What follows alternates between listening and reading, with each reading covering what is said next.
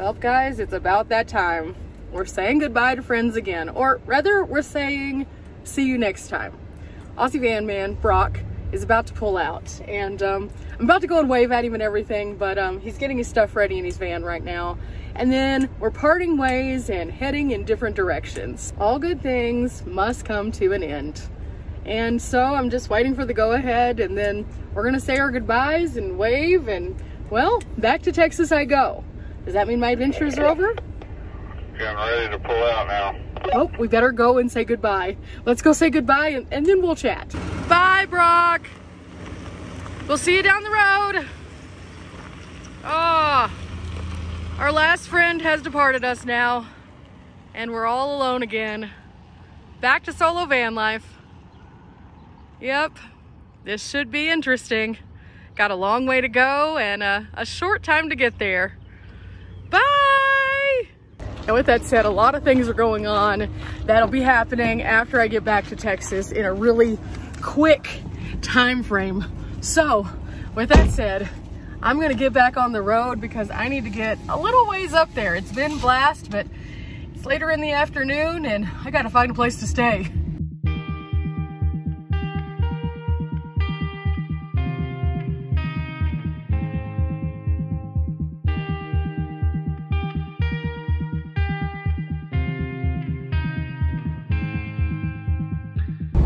Okay, we're driving. I made it out of Tombstone, got gas in Benson. We're on the 10 and we're looking for where we're gonna stop for the night. I have a place that I might stop, but if I'm still kind of feeling like driving, I may inch a little bit closer to Texas. Otherwise, we're stopping in Lordsburg at a truck stop. Okay, I got my windows all covered and everything, and we're stopping at a Flying J for the night. Oh, good morning, everybody. So I slept like a rock last night. Wow.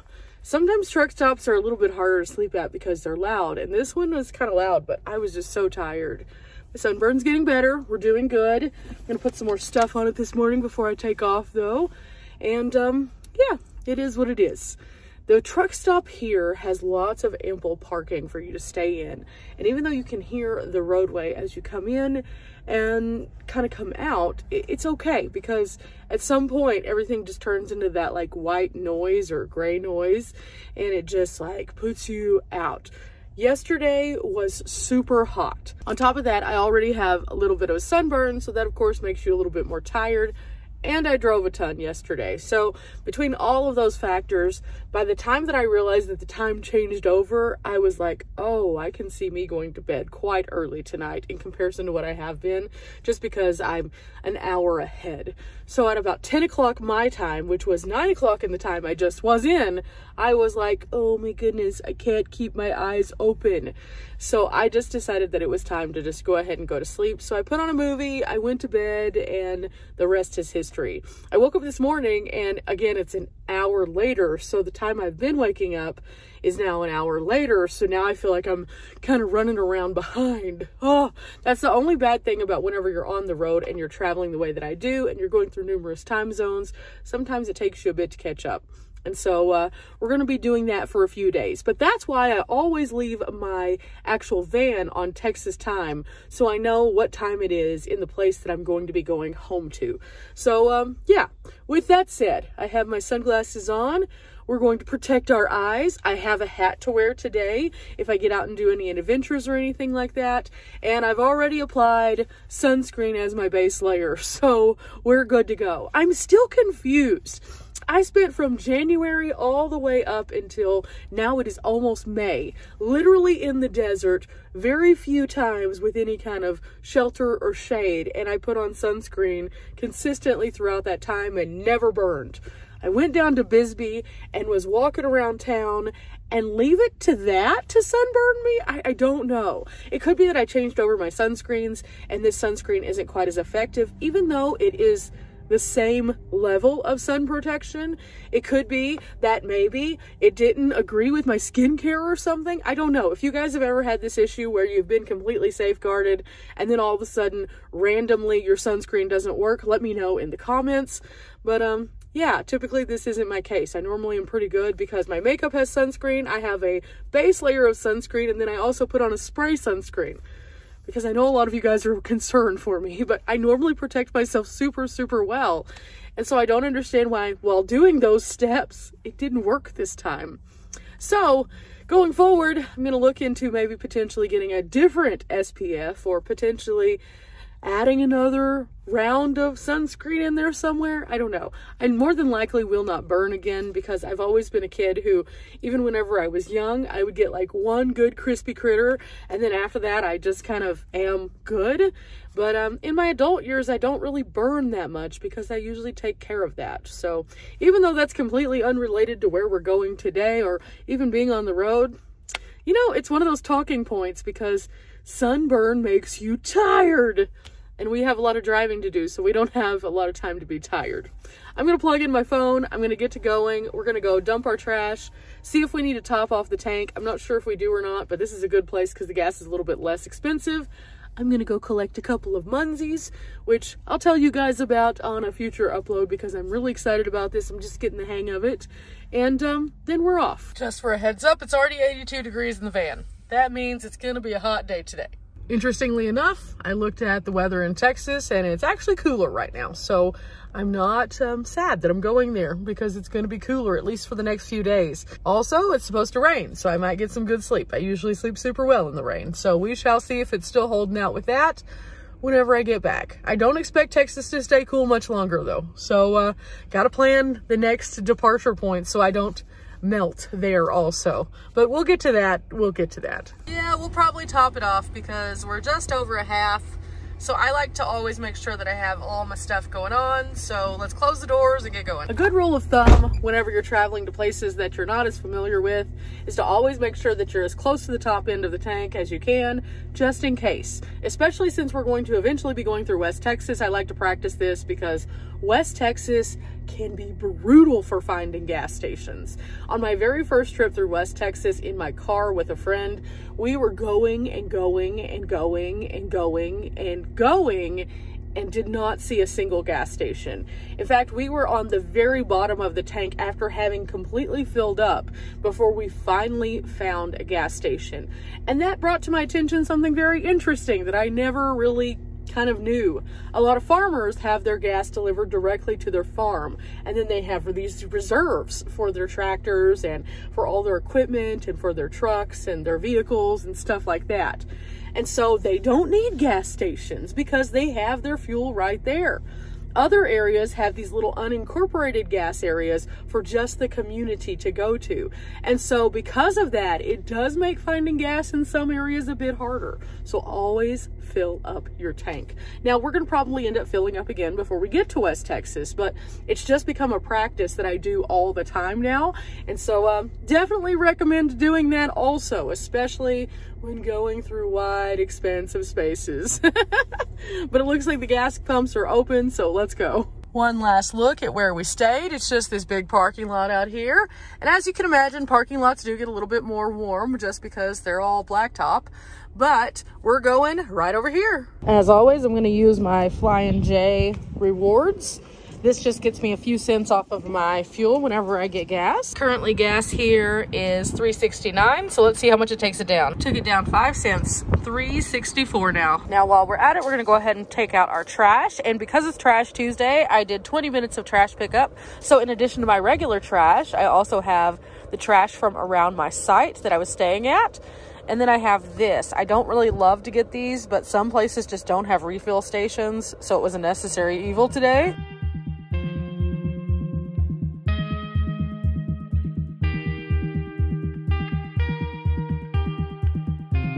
Hey guys, I'm in the Road Pro section at the truck stop, and they have some cool stuff that I kind of want to try out. I definitely think I'm going to try out one of these fans.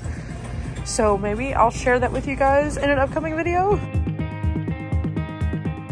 Ooh, okay, so a couple things. I picked up a chicken strip. I know a chicken strip, you're thinking, what? But I need something to eat, and usually I don't eat a huge meal at this time of day. I just don't. So I need something, but not a lot. Also, there's no recycling here at Flying J, so unfortunately I had to throw the plastic out, as you can see. It is what it is. Some places are really good about that, and some places not so much. So I figure that at truck stops especially, there's not a lot of people who are like outwardly separating their trash, so they just don't see the point, or it may cost more. That's one of the things that a lot of people don't realize whenever you're traveling. Recycling bins take up space and also cost money. And so a lot of companies, especially if they're not seeing a lot of people doing those kinds of things, are not going to be pushed over the edge to do that. So it does make it kind of hard in some areas to recycle stuff, but it's okay. At least we put it in the proper receptacle, and it's Trash Tuesday, so picking up trash for 20 minutes on Tuesday is still us being proactive toward making a change. So I did find some cigarette butts. I found a plastic glove. I have no idea why. Maybe it's because there's a dump thing over here for some of the truckers to dump their water. I don't know. I also found several bottles and cans in this parking lot alone, and so I went ahead and picked them up. But now I'm going to try to find a couple Munsies, and then we're going to hit the road. I do think I'm going to share with you guys that Road Pro fan though, and I saw a couple of other things that they didn't have in stock that I'm also interested in, because I really like my Road Pro cooker, and every time I come to a gas station like this or a truck stop like this, I see more and more cool things that would work with our van life because they're 12 volt related. So I may look into those whenever I get back to Texas, and then kind of do like a demo if I pick up a couple of them. We'll see though, we'll see. For now though, it's time to filter through all my keys. I have to use the phone for which I'm recording on to find the Munsies, and then we're off. Back on the 10, and this is a very long stretch of highway. There's a lot of signs that you'll see along the way, and you'll see them for miles and miles and miles advertising a single stop. Okay guys, I made it to Las Cruces, and because I'm trying to make this a huge driving day, I'm just gonna stop off and get some food at McDonald's. They have their little dollar menu or their value menu, and so this is a good way for me to get some food without breaking the bank. Also something easy to grab and go. I don't want fries, I don't need a drink, I just need some sandwiches, and so I can kind of split these up over the next 2 hours of my drive. I'm kind of trying to make it at least to Lubbock today. I think that's where my goal is. I would love to go all the way, but that's a long drive. I started off this morning mapping it. It was like 11 hours of driving, and I just don't know that I can do 11 hours. However, I am about 5 hours and 40 minutes from Lubbock right now, and so that's a much more doable time. Now, I've said this on the channel before, but a lot of people have kind of like asked me questions about this. Do I ever get like overwhelmed with driving? And typically no, because I do short bursts for, you know, point A to point B, finding cool things along the way, and I may still end up doing that. However, once it's time to actually get home and go back to base camp, after I've traveled so long, it's almost like, okay, I've been through this area so many times, because especially New Mexico, it's my connector state to the west. So I've done the northern route, the southern route, I've done all sorts of different routes. So it becomes less interesting to go through the same areas, especially if I've stopped off at a lot of the attractions. So typically I will find a beeline and just go. So that way I can get back and start the next thing. Now the next thing for me is gonna look a little bit different this time. I have to get the insurance and talk to them so I can get the adjuster out. We've kind of had some conversations and things. They told me whenever I get to base camp to let them know, they would handle that. So I'm gonna do that. Then we can get the van in the shop, and hopefully I can get the van back faster rather than slower. But in order to do that, that means I have to empty the whole van also. So whenever I get home, I'm just gonna initially probably rest for one day and then start on all of this, just emptying the van, going through things, getting the van to the adjuster, and then also to the shop. And I'm crossing my fingers that they can get it done in a shorter amount of time. But I need to kind of start that process so I can figure that out, because otherwise I need to alert Mountain House that I won't be able to go to the mountain games if it's not gonna be fixed. So I've got a lot of stress on my plate right now, and typically I live a pretty stress-free existence where I manage things pretty well, but right now I can definitely feel that all weighing on my shoulders. So getting back to Texas is something that I'm definitely looking forward to doing, so I can just kind of alleviate some of that. But for the time being, McDonald's sandwich for the win.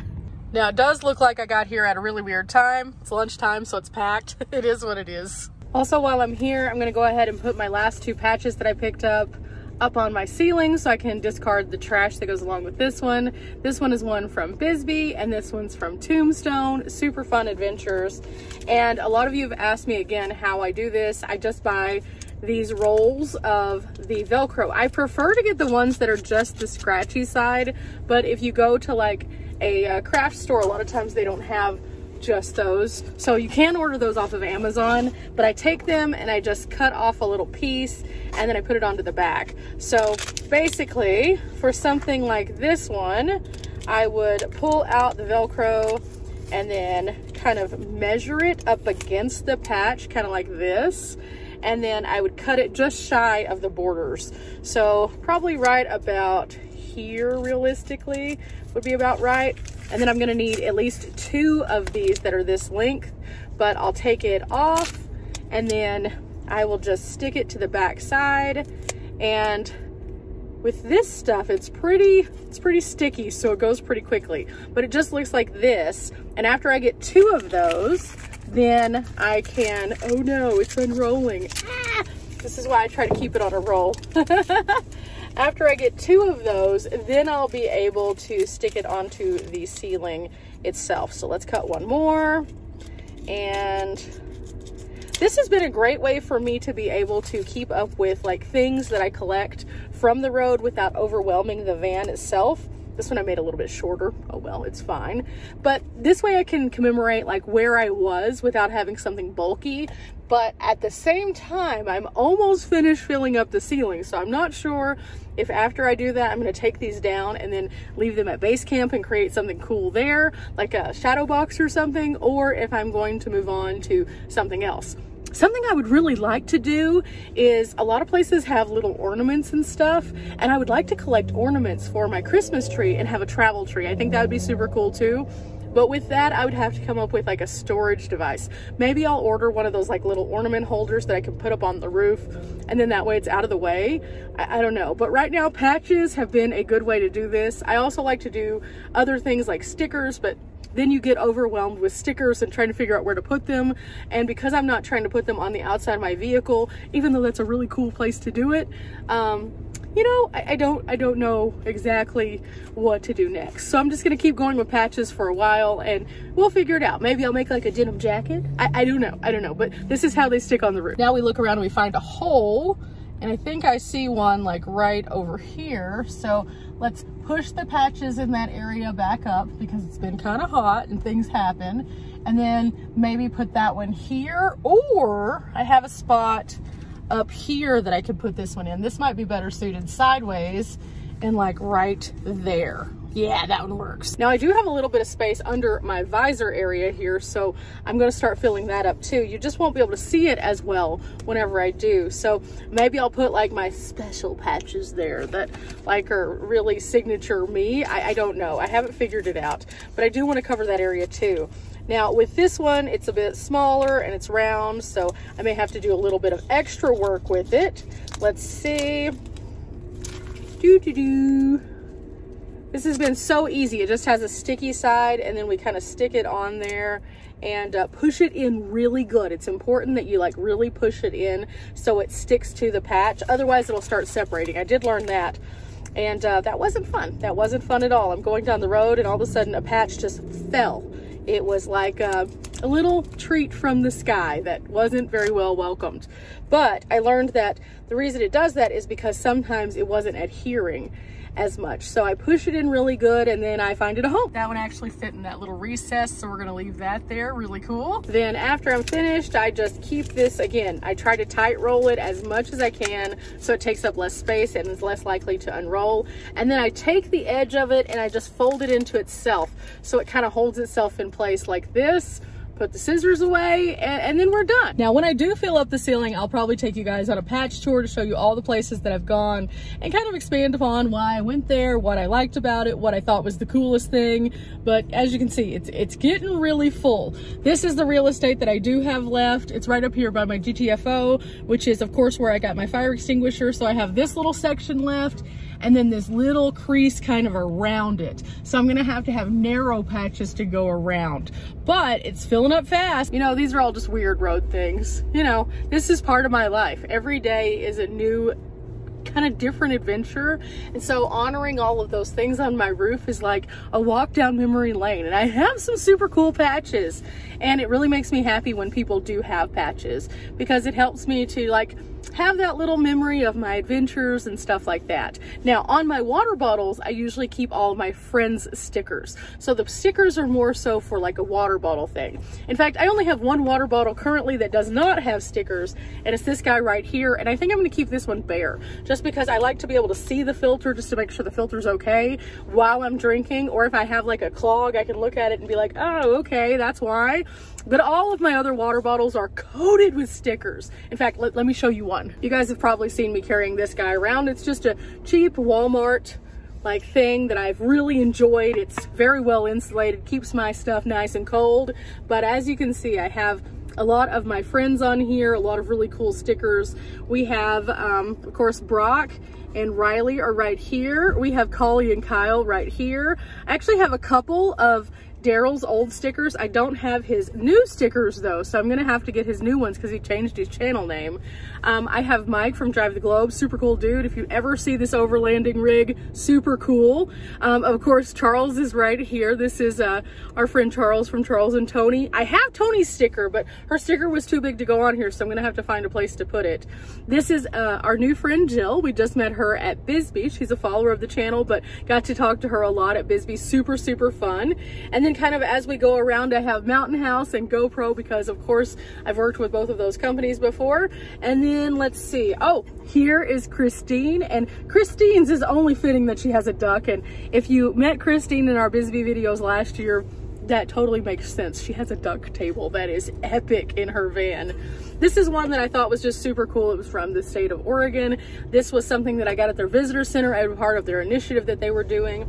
Let's see, anything else? I think that might be it for this one, other than Nomad News. Oh, Nomadic Nanny, Shanine is right here. And I actually helped her design this sticker, so of course I have to put it on here. I had one of her first stickers. So yeah, it's just kind of a catalog of all of the fun people that I know and some of the brands that I've worked with, and this goes with me pretty much everywhere. I can clip it on with a carabiner and take it with me on all of my adventures. So yeah, stickers are cool, patches are cool. You know, realistically, whatever you feel comfortable collecting on the road, that is up to you. Some people like to do postcards, some people just do pictures, some people do t-shirts. And I would love to do t-shirts, except for, do you know how many places I go? That would be so expensive, at an average of $20 to $25 a shirt. I would be broke just with t-shirts. Stickers and patches are a much more affordable collectible. Stickers usually range anywhere between $3 and $5, and patches, depending on where you go, are anywhere between $4 and $12. So if I were to add up all of the investment that I have on my ceiling right now, it would be a considerable amount. However, at the same time, it's not all in one lump sum. It's just a little bit here, a little bit there. And over all the months that I've been doing it, a small expense each month toward the patches on the ceiling isn't that bad, especially considering how cool some of these are. So yeah, with that said, I think I'm gonna hit the road now. It is time. First, I need to plug in my phone, because let's face it, we need a map. Also, I would like to note, even with the air conditioner, it's currently 84 degrees. It is hot today here. And so, yeah, this is not good. My phone just gave me the please cool me down moment. So I think I'm gonna directionalize one of these guys toward it so it can cool off. Okay, I'm a little bit outside of Alamogordo, and I saw this sign, so I wanted to pull off. Now the interesting thing is, along this roadway, there's a lot of cool stuff. There's actually a space mural museum. There is the actual like Air Force base where they do the missile testing. White Sands is along this road also. I've done all of those things previously on the channel very early on, and normally I would agree to go and make another video, but it is so windy today that you guys wouldn't be able to hear anything that I'm saying when I'm in the outdoor spaces. So instead, I decided to pull off here, and let's see what this says. I like that they have this where you can just pull right off and read it without getting out of your vehicle, because this corridor does tend to be pretty windy. So let's see what it says. It's the disappearance of Albert J. Fountain and his son Henry. And you can see here that Albert Jennings Fountain was a Civil War veteran, and he was from the New Mexico area, where he was a legislator and also a lawyer. And on February 1st, 1896, he and his 8-year-old son Henry were traveling to their home, and they went missing. it's kind of interesting. It says here that jury indictments against cattle rustlers happened. Both disappeared around the Chalk Hill area and their bodies were never found. It also goes on to say that the people that they tried to charge ended up getting acquitted. So very interesting. So this little official historic marker here in New Mexico tells us an interesting story. And I found that there are stories like this all over the state. So anytime you see one of these signs, stop and just check it out. It's a good little stretch break. And usually also, a little tip for you guys, they usually have trash cans. So that's a good place to dump your trash if you forgot to do it whenever you're fueling up. And also it's a good place to just pull off, stretch your legs, or have a snack. Because sometimes these roads can seem like they go on and on and on. Speaking of which, let's get back on the road. Stopping off to again top off because I'm down to about half a tank. And like I said before, I like to always keep it full rather than low. We made it to Alamogordo. This is what it looks like. I'm about to turn and go toward Roswell though. All in a day's drive. All in a day's drive. Okay, we're up a little bit further, closer to Roswell, and the scenery has changed. I've been driving through forest land and mountains, and it's beautiful. And I found another sign, so let's check it out. This one is for San Patricio, and it's a farming and ranching community established in July of 1878.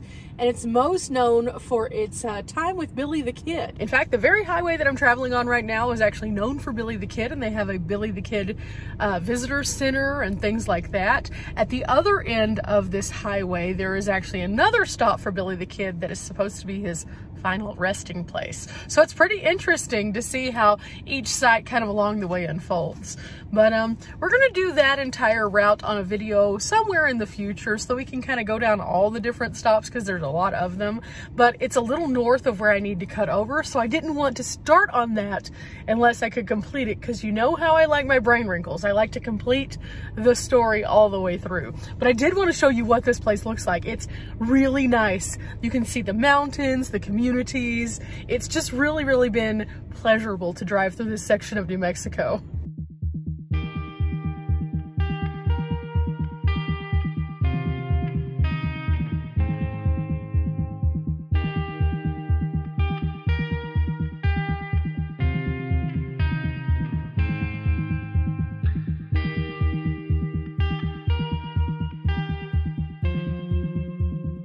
Okay guys, let's talk. And I'm also going to change my sunglasses because these are starting to get kind of heavy on my face, and every so often I do that as I change from light anyway, because, well, it is what it is. We'll go over my sunglasses at some point as to why I have different colored lenses, but right now that's not the story.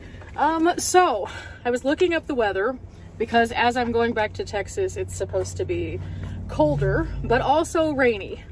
And so I wanted to see if there was one route that might potentially route me kind of away from some of that. And I have one weather guy that I consistently watch for information because Oklahoma and Texas is in his coverage range basically.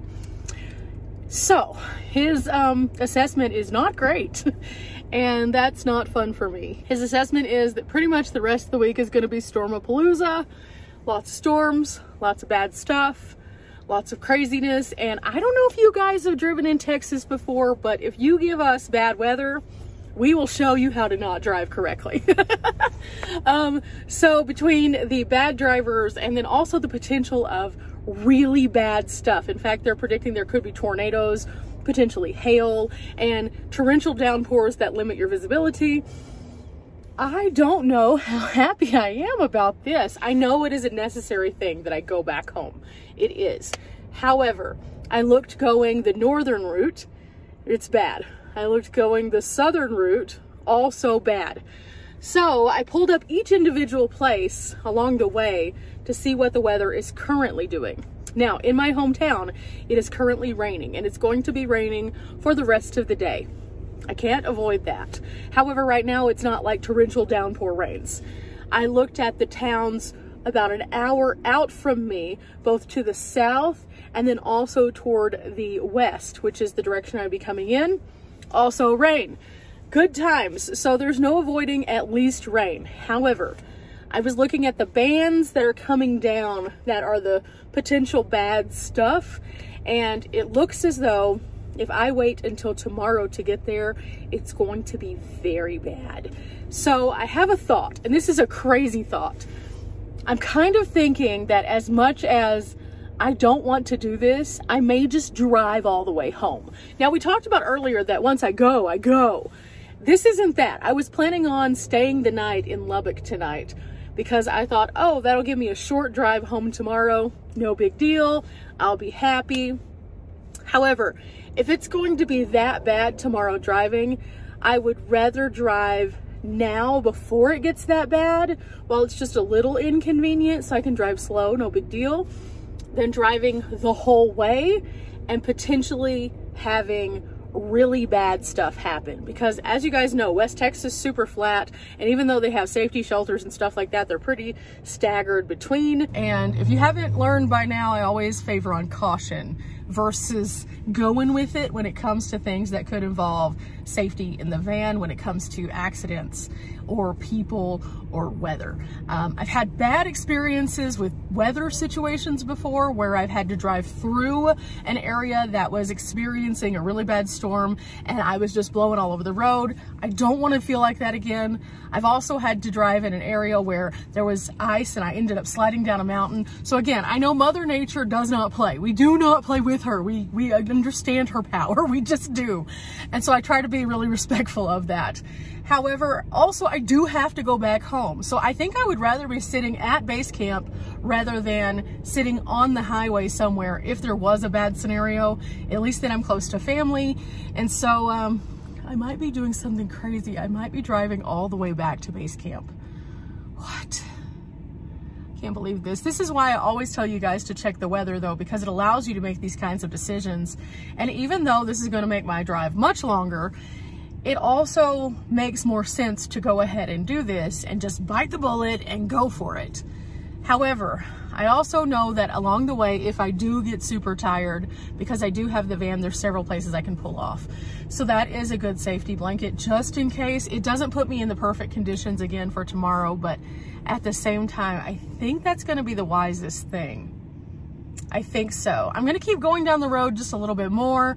And as we get closer to Texas, we can start assessing it. I'll pull up some of the bigger maps and look at it again just to make sure. But I'm telling you guys, this weather guy that I follow, super accurate. So if he says there's going to be some bad stuff, there's going to be some bad stuff. And I know for a fact that I do not want to get pelted by hail going down the highway at 50 or less, because if there's no visibility, I'm going to have to slow it on back. Now, the highways themselves are 70 to 75, but in a storm, I never go that fast because you never know what's going to happen. Now, let me tell you, like I said, I respect Mother Nature a lot. One of the incidents that I had when I was much younger, it was because of rain, and I was going around a corner that I wasn't going too fast, but oil on the top of the highways after it's been warm and then cold and then warm again, especially in those areas that are a little bit less traveled, is a real thing. And it will make your vehicle grab the highway differently and it can scoot you. And in my particular situation, I was driving a small truck and I went around the corner and it grabbed the back wheels but did not grab the front wheels, and it proceeded to push me off of the road and put me on my side. Scary stuff, again, while we don't mess with Mother Nature. So, this is going to be an 11-hour drive day, and I can't believe it. But that's okay. I have tons of energy. I'm feeling good, and as long as I continue feeling good, we'll continue driving. If I do get tired, though, I will pull off. Still going, and I can see over kind of in this direction, it's a lot darker. And the wind is definitely pushing from that direction. So all of that storm system is pushing toward where I currently am. Let's look. We have about 4 hours and 38 minutes left to go on this drive. That's going to put me home around 1 o'clock. So far, feeling good. We still got some time. And typically whenever I get to this point, I'm just like, let's go. We can do this. Push through. So that's what I'm trying to do. It's definitely been an interesting ride through the flatlands of West Texas already, and as it gets dark, you know, I'm not really missing any views. It's just this. It's just this most of the way until I get back to base camp. And I'm very excited to get back to base camp at this point, just because the storms and then getting all my stuff done and things like that. I'm only home a short amount of time per year. And so I'm probably going to be back in Texas for about a month, getting my van fixed and doing the projects and then hitting the road again. So yeah, I've been gone since January. It's now May. It's been a wild ride. And now this is the time where I just listen to good music and I reflect. Well guys, it looks like we're going to be driving right toward the storm. I just got a severe thunderstorm warning alert. This is what it looks like right now. It's going to be dark soon, so I just wanted to give you guys an update. I may not update you again until I make it to base camp. We'll see. Maybe we'll stop off somewhere. We'll see. Fact is, I kind of saw this coming, and I know it's definitely going to be raining in Lubbock by the time that I get there, because it said that by like 8 o'clock it was supposed to start, and it's 8:42. So, okay, here we go. Buckle up, it's gonna be a wild ride. Well guys, it's now officially dark. I think you can see it's lightning kind of a little bit. Still haven't hit the rain, but I'm definitely driving towards it. Good times. Good times. Okay, I stopped off one last time and just topped off so I don't have to get gas when I get back home too. And I was gonna wash the windshield, but it's pointless. I've hit so many bugs going through West Texas and parts of New Mexico. It's just gross. As you can see also, that flash, that's still lightning. I'm heading right into it, I think. So I think what I'm gonna do is I'm actually gonna wrap up this video because I don't wanna leave you guys hanging, but at the same time, I really have to focus on what's going on. And so I guess I'll let you know how it went on the next one. Remember guys, we're not here for a long time, but we are here for a good time. And well, days like today exist for a reason. You know, sometimes you plan one thing and the world laughs, and along the way you find a couple small things to do, and overall, you have to make some tough choices. It's not fun to have to drive as far as I'm driving today, but I'm confident that I'll be okay. And with stops like this kind of littered along the way, I can always pull off if I need to. But as of right now, I still got 3 hours to go. Ugh. So I guess I'll see you guys next time. Bye.